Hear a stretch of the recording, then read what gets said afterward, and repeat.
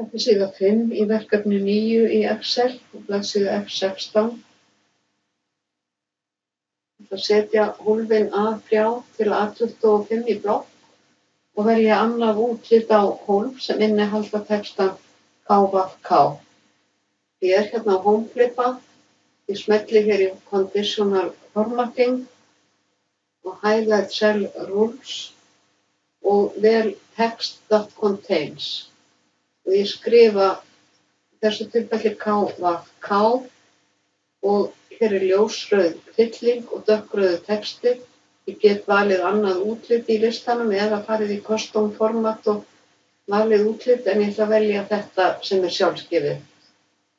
Kemur annað útlit á orðin KVK.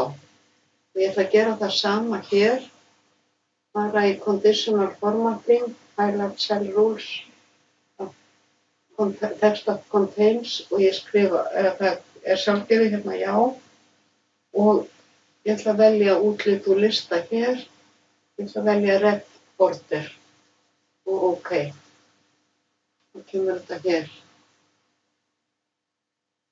Og þið setjið sjálf formúlur í EDAL, þær eru uppgefnar í bókinni.